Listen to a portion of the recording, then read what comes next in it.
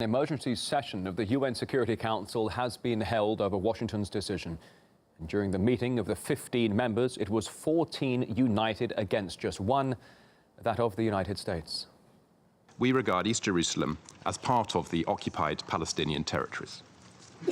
We therefore disagree with the US decision to move its embassy to Jerusalem and unilaterally to recognize Jerusalem as the capital of Israel before a final status agreement.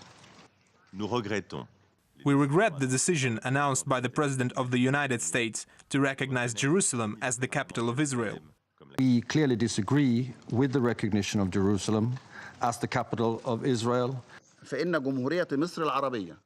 The Arab Republic of Egypt denounces the US decision to recognize Jerusalem as the capital of Israel. China is highly concerned about the recent developments regarding the status of Jerusalem. Moscow met Washington's decision with serious concern.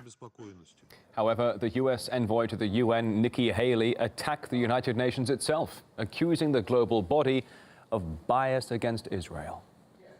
Over many years, the United Nations has outrageously been of the world's foremost centers of hostility towards Israel. The UN has done much more damage to the prospects for Middle East peace than to advance them. We will not be a party to that.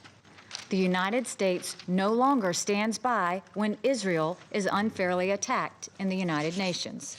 And the United States will not be lectured to by countries that lack any credibility when it comes to treating both Israelis and Palestinians fairly. We spoke to Bolivia's ambassador to the UN, Sacha Llorenti. He feels the decision on Jerusalem falls into a larger pattern of behaviour by Washington. I think that we should consider this decision in a broader, from a broader perspective. The fact that the United States, in contradiction not just with international law, but what the international community has been doing for the past decades regarding Jerusalem, and also considering its unilateral actions against Syria.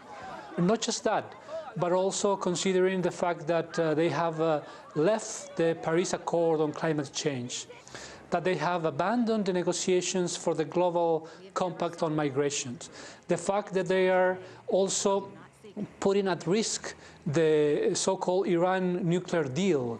Those are examples that right now the United States, it's of course not just contradicting international law, but also they are becoming increasingly a threat to multilateralism.